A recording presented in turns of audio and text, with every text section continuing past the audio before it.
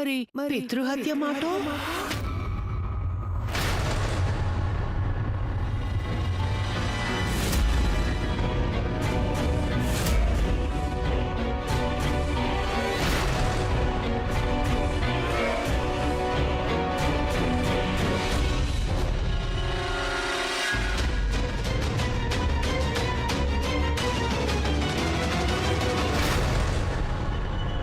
ఒక పుత్రుడు కన్న తండ్రిని శిక్షిస్తాడా? ఇదెక్కడి న్యాయం? మీరేం చేస్తారో గాని మా మనవణ్ణి పితృహత్యా పాపం నుంచి కాపాడండి గాయత్రి.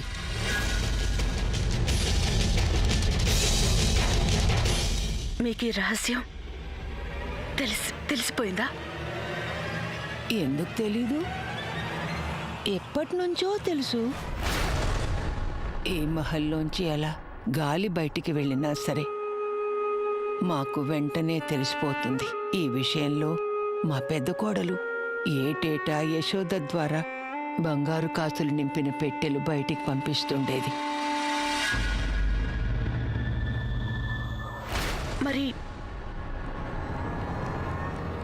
పెద్దరాణా గారికి ఈ విషయం తెలిసినప్పటికీ లేదు, మేం వారికెప్పుడు అనుమానం కూడా రానివ్వలేదు. ఇంద్రవదన్ వారి కన్న కొడుకు కాదని. మీకు ఈ రహస్యం ఎన్నో ఏళ్లు బట్టి తెలుసంటున్నారు. అయినా మీరు సింహాసనం దక్కించుకోవడానికి దీన్నెందుకు వాడుకోలేదనా?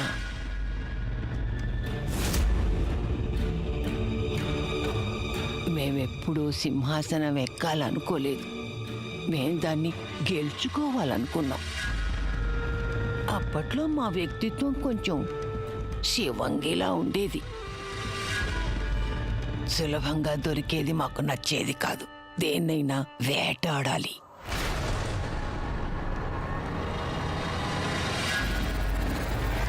సర్లే, ఇవన్నీ పాతకాలం మాటలు. ఇప్పుడు మేం మారిపోయాం. మాకు తెలిసిందేంటంటే వేటాడి పొందడంలో ఆనందం మిగలదు.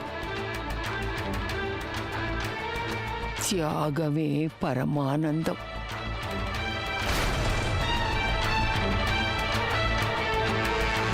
మేం మా అహంకారం, మా దురాశ పూర్తిగా వదిలేశాం.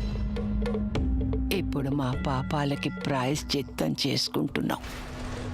మా కోరికల్లా ఒక్కటే, మా వంశంలో వారు చేసిన పాపాలన్నీ మాతోనే ముగిసిపోవాలి.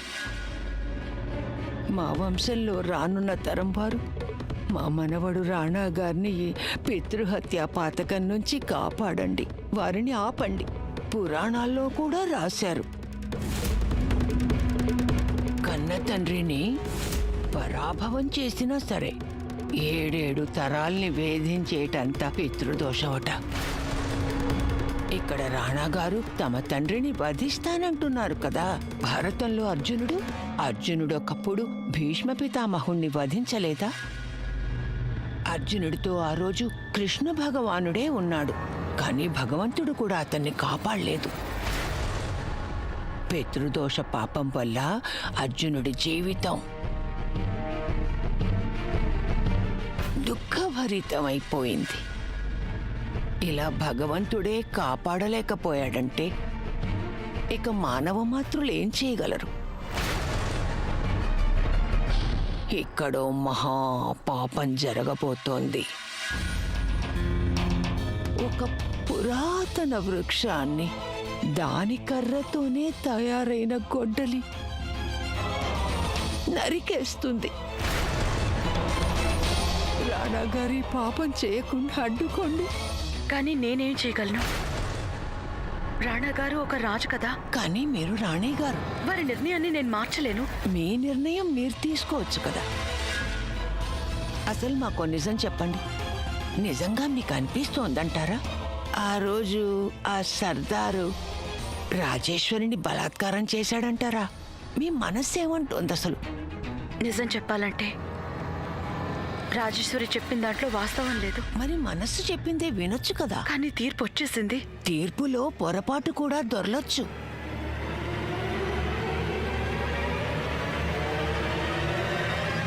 న్యాయదేవతకి ముఖ్యమైన నియమం ఉంది.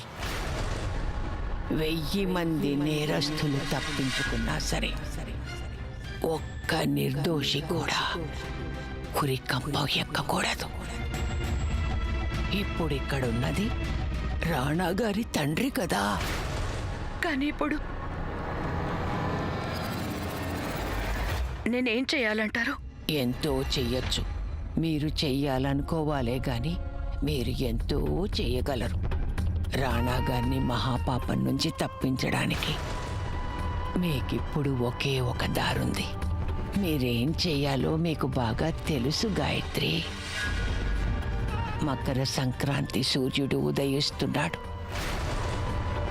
ఇప్పుడే సూర్యుడు రాణా గారి జీవితాన్ని ప్రకాశంతో నింపుతాడా, లేకపోతే పితృహత్య అనే గ్రహణం వారి జీవితాన్ని అంధకారంలో ముంచేస్తుందా?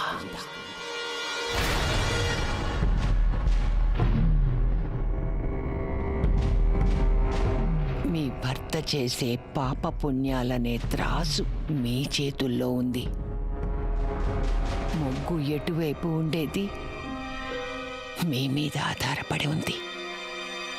మీ చేతుల్లోనే ఉంది.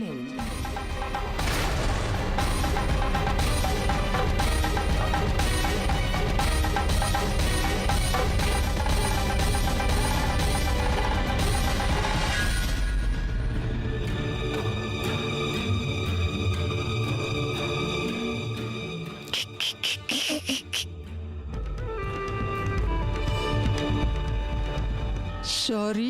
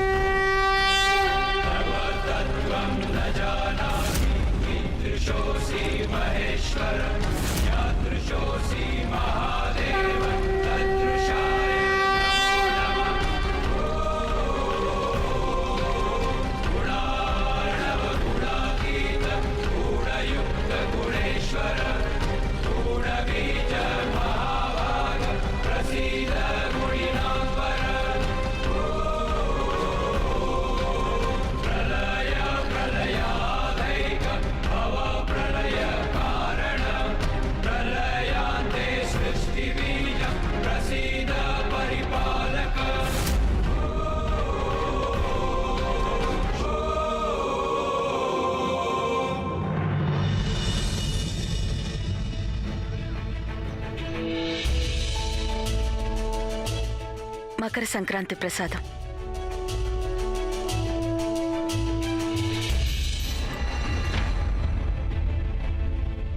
మీరేదో ఆలోచిస్తున్నట్టున్నారు. ఏం ఆలోచిస్తున్నారు రాణి గాయత్రి? రాణా గారు, మకర సంక్రాంతి నాడు నువ్వులు బెల్లంతో ప్రసాదం ఎందుకు తయారు చేస్తారు? ఎందుకంటే పుష్యమాసంలో బెల్లం నువ్వులు తినడం ఆరోగ్యానికి మంచిది. ఎందుకు? మరేదైనా కారణం ఉందా?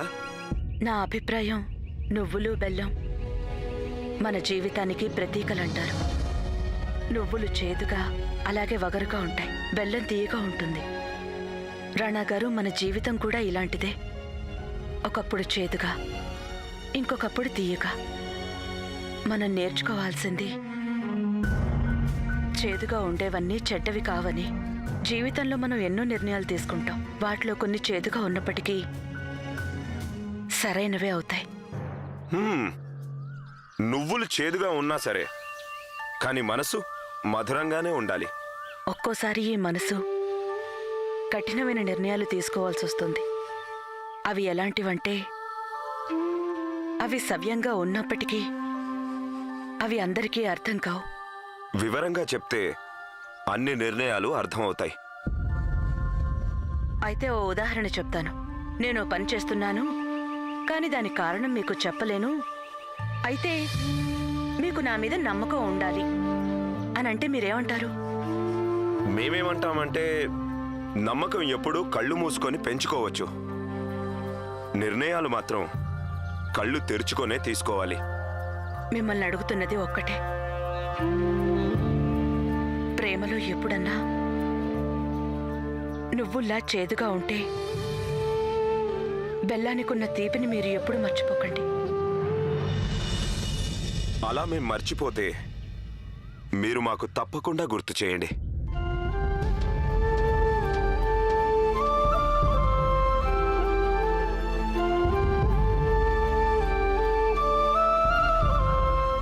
రాణా గారు,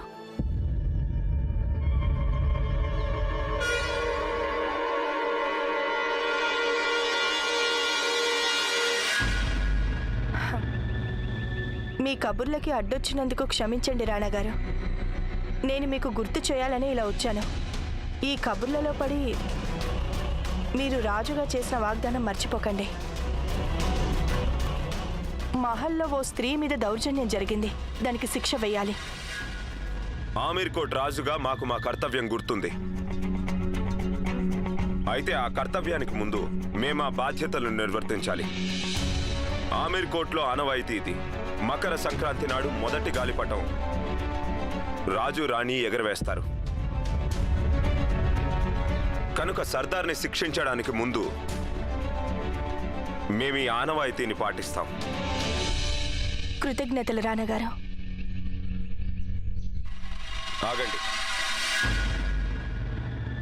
రాణి గాయత్రి, వీరికి మీ చేత్తో మకర సంక్రాంతి లడ్డూలు ఇవ్వండి.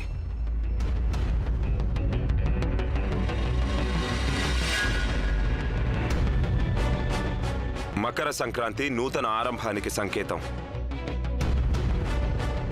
మీ జీవితం నేటి నుండి ఒక కొత్త మలుపు తిరుగుతుందని ఆశిస్తున్నాం. క్షమించండి రాణగారు. కొత్త కథని పూర్తి చేసే ముందు పాత కథకి ముగింపు రాయాలి. మీరు కథని ముందు ముగించండి. కొత్త కథ దానంతటా అదే మొదలవుతుంది. ఆ దుర్మార్గుడు సర్దార్కి శిక్ష పడే వరకు నేను అన్నం ముట్టను.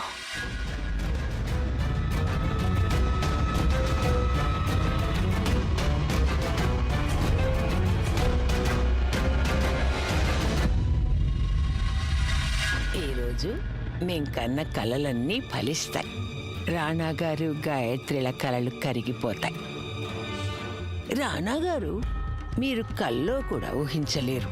ఏ రోజైతే ఉదయం మీరింతగా సంతోషిస్తున్నారో అదే రోజు సాయంత్రానికల్లా మీరెంతగానో ఏడుస్తారని.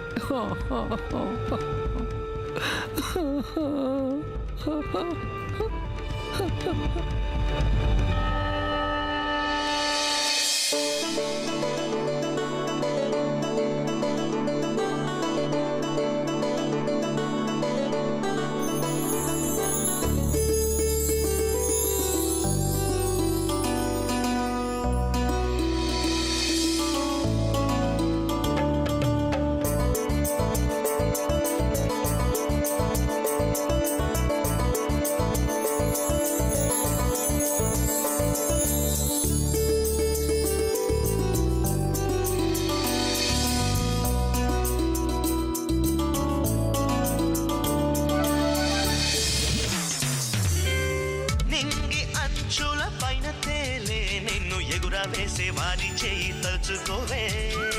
చుక్కల్లోన చుక్కవైనా నీకు ఆధారంగా దారం ఉంది, రెచ్చిపోవే. మాయా లేదు, మంత్రం లేదు, వేదాలేవి చదువలేదు, మోక్షం బాట తెలిసే గాలి పట్టమా. పూజలేవి చేయకున్నా నోచుకొని పుట్టినావే, యోగమెవరు నేర్పినారే నీకు. గుండెల్లో ఆశ పుట్టినే చూపిందా మనసు మార్గమే.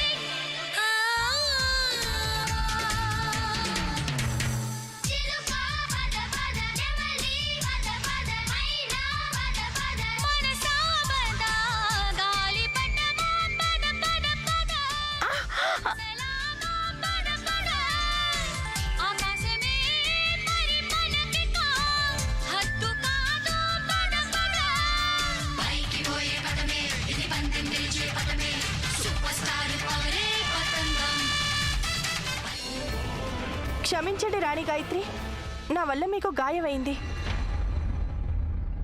పర్వాలేదండి.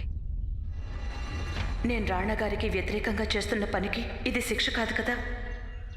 మీకేమైనా జరిగితే మా పంచప్రాణాలు పోయినట్టుంటుంది. మీరు నా పక్కనే ఉన్నారుగా. మీరెప్పుడూ నా మంచే కోరుతారు. నేను చేసే పని మీకు నచ్చినా నచ్చకున్నా కదా. రాణి గాయత్రి, మీరెప్పుడు పొరపాట్లు చేయరు.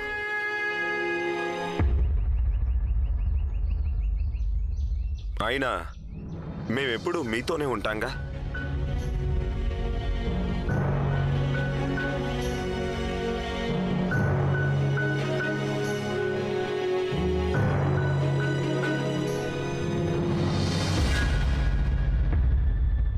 చూస్తూ ఉండు కోకిల, మన గాలిపటం అన్నిటికంటే పైకి ఎగురుతుంది. ఎందుకు ఎగరదు మహారాజా? దారం వదులుతున్నది మేం కదా.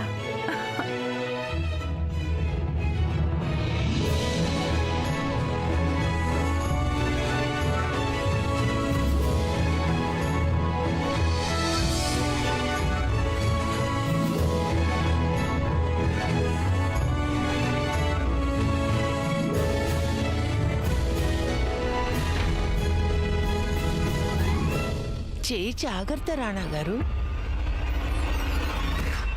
మన మాంజాదారం పదును ఎక్కువైతే మన చెయ్యే తెగుతుంది. నాకు అదే అనిపిస్తోంది రాణా గారు. మీ నిర్ణయాన్ని నేను ఎదిరించిపోతున్నాను. ఎదుగో రాణా గారు, జాగ్రత్త జాగ్రత్త. మీ మాంజా లాంటి ఈ గాయత్రి ఎంత వాడి అయిందంటే మీ చెయ్యే తెగ నరుకుతుంది. పితృహత్య నుంచి గాయత్రి తన భర్తని రక్షిస్తుందో లేదో కాసేపట్లో తేలిపోతుంది.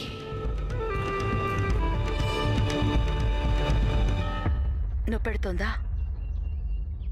మనం ఇక బయలుదేరాలి. ముఖ్యమైన పనులు ఇంకా ఎన్నో ఉన్నాయి.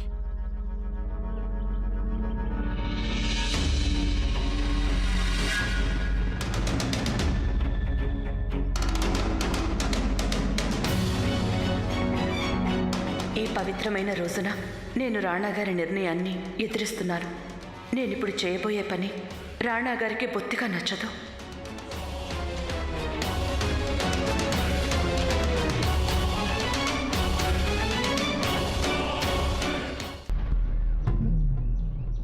కొంచెం జాగ్రత్తగా చెయ్యి. రాణాగారు స్వయంగా శిక్ష అమలు చేస్తారు. ఎటువంటి పొరపాట్లు జరగకూడదు. తీసుకురా.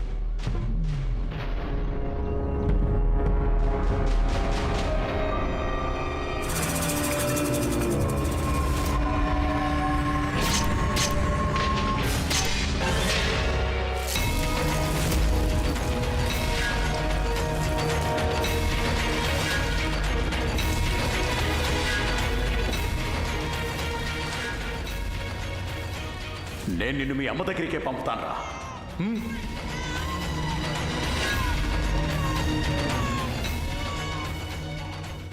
ఎవరు నువ్వు? నా బిడ్డ నాకు తిరిగిచ్చాయి. నువ్వు నీ పిల్లాన్ని చంపాలనుకున్నావు కదా, ఇక మీ బాబు చనిపోయాడనే అనుకో. నువ్వు ఆ రోజే వాడిని చంపేసి ఉండాల్సింది.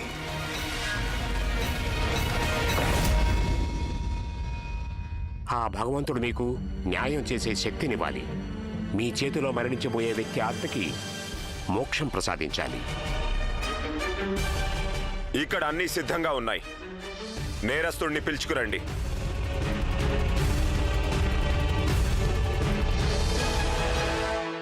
పాపో పాపకర్మాః పాపాత్మా పాపసంభవ పాహి మాం పుండరీకాక్షం సర్వ పాప నివారణో హరి. జీవితం అనేది ఓ చక్రం లాంటిది, సదా తిరుగుతూనే ఉంటుంది. ఏ విధంగానైతే మనిషి పాత వస్త్రాలను త్యజించి కొత్త వస్త్రాల్ని ధరిస్తాడో, అదే విధంగా ఆత్మ కూడా పాత శరీరాన్ని త్యజించి నూతన శరీరాన్ని ధరిస్తుంది.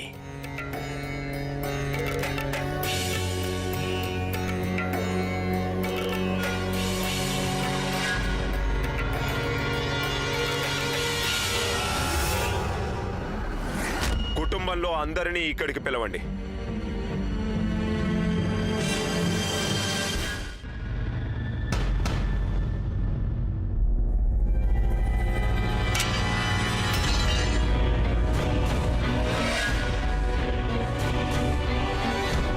మీరిద్దరూ సర్దార్ని చూసుకోండి, నేను వెళ్ళి చూసొస్తాను.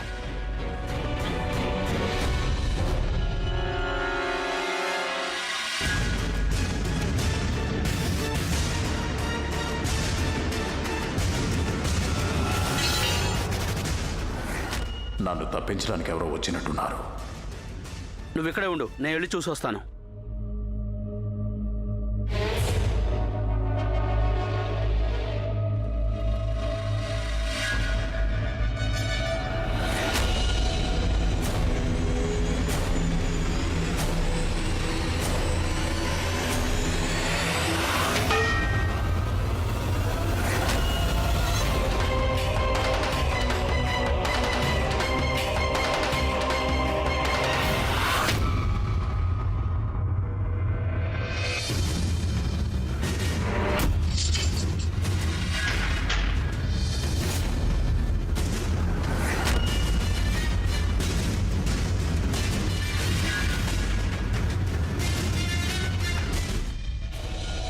ఖైదీ ఏమయ్యాడు?